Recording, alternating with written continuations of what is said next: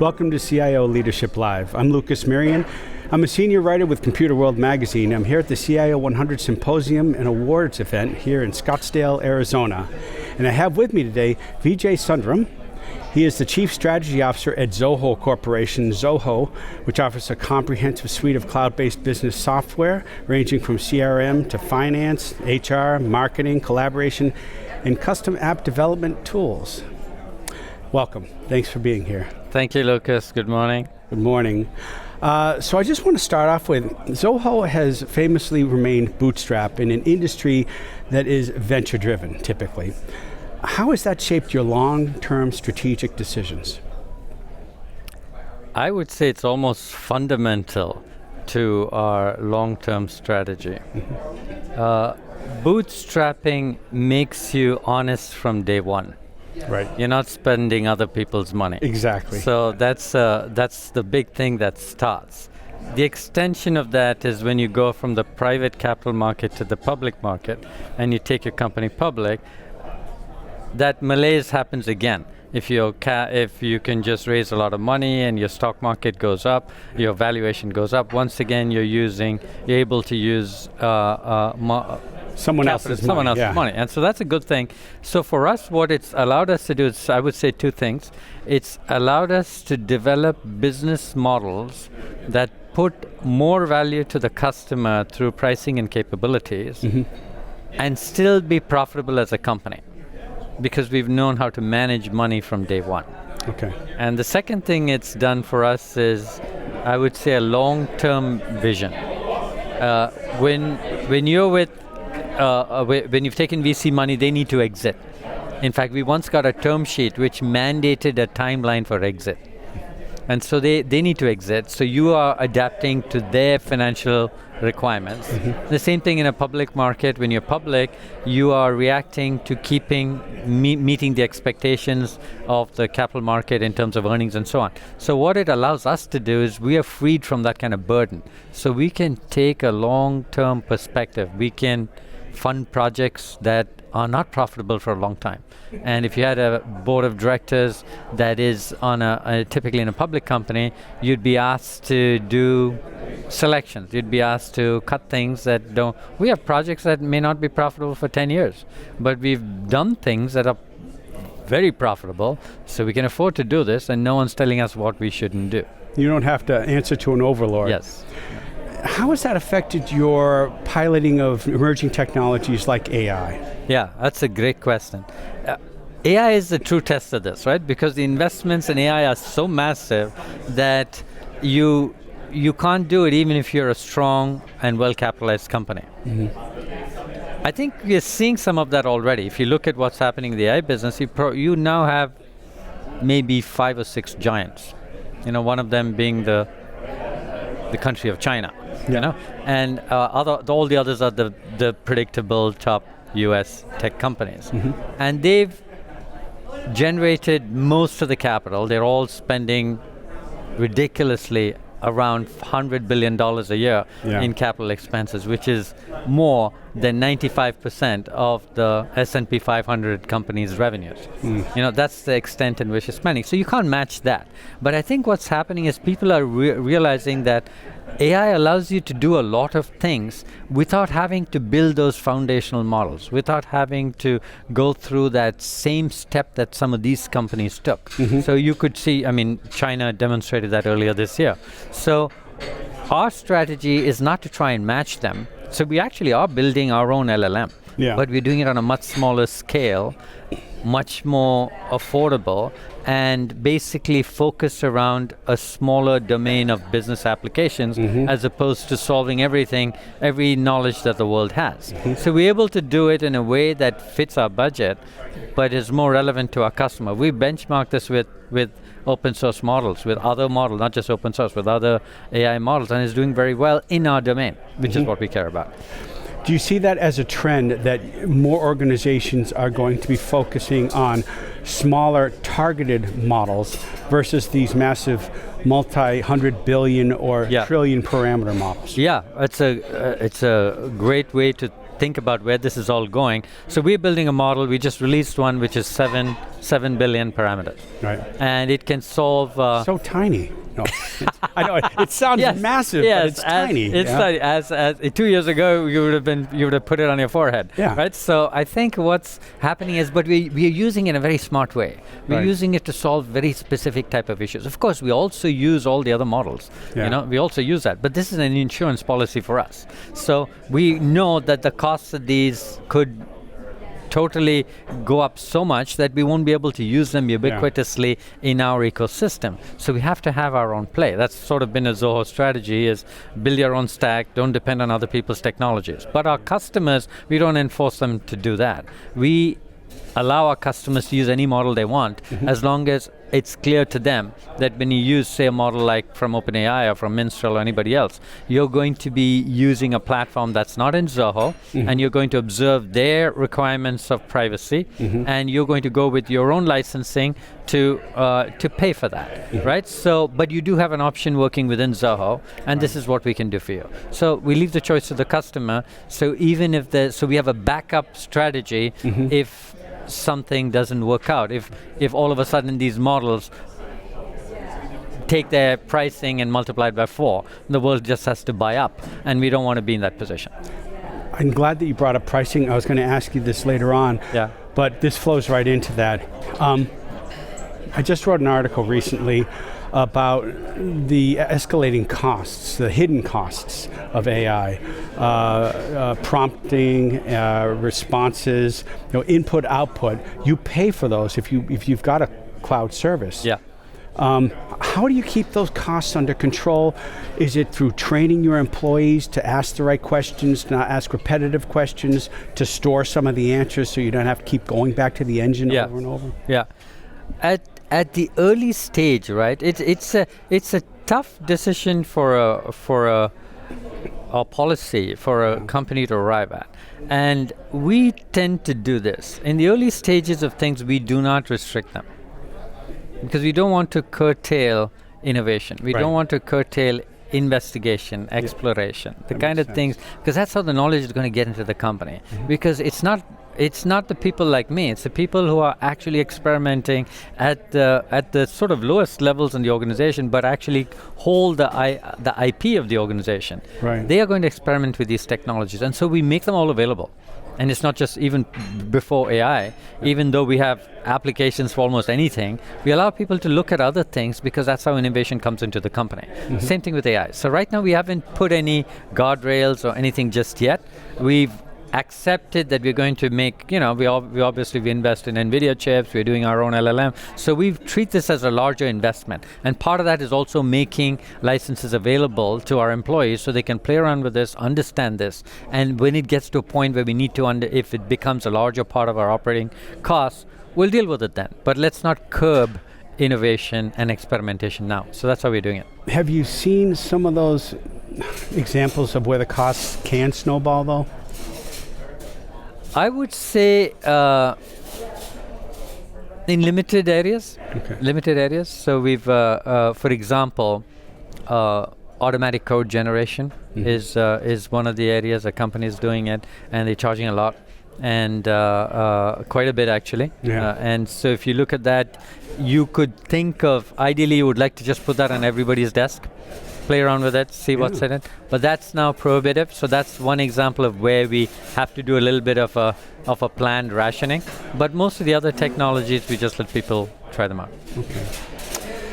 You've got over 55 products under the Zoho suite. How do you decide where to build next and when to consolidate? See, this is our mechanism of doing this is somewhat unique.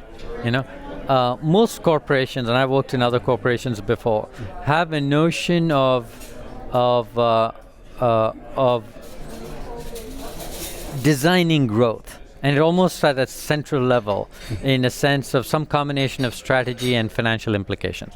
So they would look at a portfolio, so what they call it portfolio management. Think of it as analogous to financial portfolio management. So this is product portfolio management. So they look at products, and there's some sort of portfolio theory kind of thinking that goes into it. What are these products? What is their market share? How much am I making? And then you go through this classic GE kind of thinking, that's which is permeated throughout corporate America. And I think what we do is a little bit different. It's not top-down, it's bottom-up.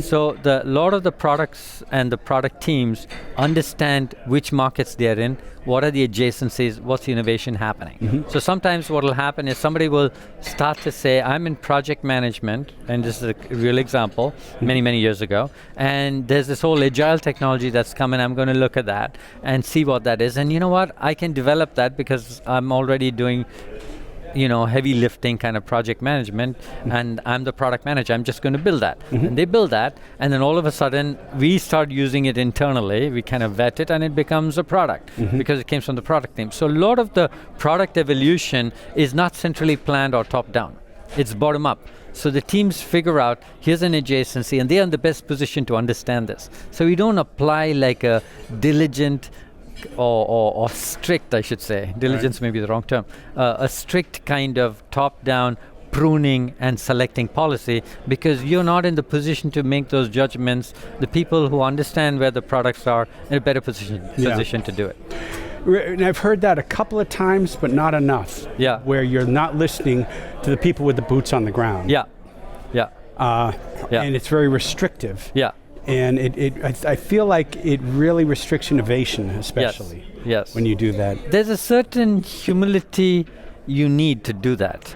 As a senior team, there's a certain level of, you have to put aside your ego and accept that you happen to be as part of an executive team, but that doesn't necessarily mean you have a good sense of where the innovation is happening. And if you accept that, you kind of enable your teams, and it actually relieves you too, because it makes you feel that you're doing the right thing rather than thinking you have to figure that out. Yeah, I found the best leaders in this world are people who know how to pick the people around them to choose the other leaders and men around them. How do you tailor strategy across such a diverse global customer base? Startups in India, mid-market companies in Europe, and enterprises in the United States. Yeah, that's probably one of our toughest challenges. Because we are a horizontal company, meaning our technology is not verticalized. We're not in healthcare. We're not specifically in healthcare, specifically in automotive or life sciences. You go across industries. Yeah, we go across. We serve all of them, but we go across. And so we are across industries. We have a broad product portfolio. So we are doing, as you mentioned, we're doing finance, we're doing CRM, we're doing marketing software, we're doing productivity software. So you're doing all these products, you're doing horizontally, and we're in so many different countries, right? So to an outsider, that might look chaotic. It might say, where are you focusing on? Yeah. And we almost have an opposite sense of it, that there is no desire that we have to zoom in on something and get that right. So we let the multiple thousand flowers bloom. And so that's kind of the strategy. But from a customer viewpoint, what we do to make that up is we build a partner ecosystem. So our partners actually understand better some of these verticals. So we have partners we operate in over 150 countries, and almost all of them we have partners. And so they tend to implement our solutions. They tend to know which set of solutions from Zoho they should pick and apply for the customer. So we built an ecosystem to help us handle that. It still leaves a lot of complexity, and it still leaves confusion variously from time to time. But that's the strategy we've picked. I've heard that many times through my interviews over the past couple of days, that partnerships are so important. You can't always find the expert for every single thing you need. It's easier to partner with people who've been doing this, companies that already know how to do it. How is Zoho approaching AI, not just in products, but in terms of organizational structure and long-term capabilities? Yeah. In terms of, let's take the second part first. In terms of long-term capabilities, we've generally had a tendency in our evolution as a company over the last 2+ decades to build full stacks. So we tend to own everything in the stack. So if you look at what we've done, for example, in the SaaS business, what the customer sees is the application at the top of this proverbial stack. And we own everything in the stack. You know, the infrastructure, the middleware kind of software like messaging software, email enablement, things like that. We own the SaaS infrastructure. We run our own hardware. We own our own data centers. So we run our own data centers. So as a consequence, the entire stack is on Zoho. So we've got a similar approach with AI. Of course, we allow people to use, our customers to use any third-party model. We've got a notion of an AI bridge. So for AI, what we've done is we've again have 3 layers of capabilities. At the top layer is the capabilities the customers will see in our products. So so for example, it would be, we have something called Ask Zia, which is you can be in any Zoho application and you can ask Zia, why did my sales go down in September in this region, right? That's an example. So that's at the top customer layer. So we have Ask Zia as one of them. We also have built a lot of our own agents that will do things in customer support and stuff that, of course, runs on our software. The second layer is the sort of enabling layer. So it's the AI enabling layer. So that is, we've recently announced something what we call Agent Studio. So it's a studio that customers can use to build their own agents. So that's so it's an enablement layer. And at the bottom is an infrastructure layer. So the infrastructure layer is what we are building. We are doing our own LLMs. We are doing. We have a notion of creating, and we've got something called an AI bridge. So the bridge allows a customer to basically connect to any AI platform they want outside of Zoho. So they can use, for a particular application, they can decide they want to use OpenAI, or they want to basically call into Minstrel or Meta or anything else. So that's the AI bridge. So we've basically built a similar type of stack, if you will, for AI. So our long-term strategy is to give customers those options, and over time we'd expect that in the top layer we'll be building more and more capabilities, so customers won't have to build it if it just comes right off the bat. Excellent, excellent. Do you believe that AI is going to favor larger incumbents with massive data sets, or Zoho's decentralized and privacy-first approach, will that remain the advantage? That's a hard one. You know, I would say that, I would tell you how I think it will benefit Zoho. We are a privacy-first company, right? And we've had that from day one. Never taken a dime off of advertising money. We're probably the only tech company, and that's not an exaggeration, that doesn't have third-party cookies on our websites. I don't know of any other one that does that. Yeah. So that's the extent, and that means we forego a lot of opportunities for revenue and for tracking people. So we just live with that. So as a consequence, that has floated into our AI. And so we have the ability, because our customers already operate on our Zoho ecosystem. They already subject to some sort of a directory. There's something called Zoho directory. So they're subject to a directory imposing what they can do and can't do, just like you would find any organization, permissions, access control, and so on. So we are building our AI capabilities on top of that. So when a query comes out from any AI, from any person in an organization, it goes through that same layer of permissions that are already built into that user's profile, so they can't access something they're not allowed to. So I think it will benefit a company with a strong privacy stance to put together an AI like this. The other thing that will help us, that AI can help us, is in two of our corporate imperatives, I should say. The first one is to do with how we make decisions. We make, because of all this proliferation of so many products, so many geographies, our decision making is really pushed down relative to most companies. So product teams make a lot of decisions. People who've been in the company 3 or 4 years make decisions, and so on. So decision making is pulled down, is pushed all the way down. Distributed decision making. That's sort of a hallmark of what we do. And to make good decisions, as you well know, you need good data. Yeah. And hopefully you need good data and you use it well. So we see AI as a way to do that. So if you look at how things happen today, sometimes you can't make decisions because you don't have the data. You don't have the data because there are gatekeepers of the data, or there are technical experts you need to go to get the data. Right. So AI can solve that problem.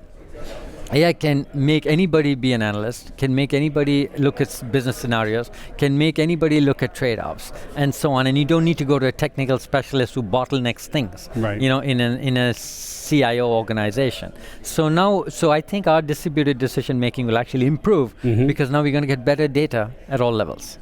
The second thing that I think AI will help us specifically is in our people, in how we bring up people.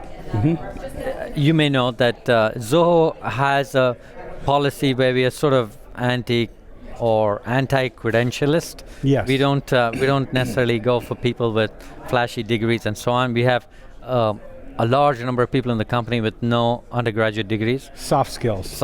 And they're doing technical jobs. Right. We have engineers who don't have an undergraduate degree because we had our old Zoho schools of learning and stuff, which is about almost 18 years old. Yeah. And to have that model work, you need to be able to, it becomes a corporate imperative to build skills.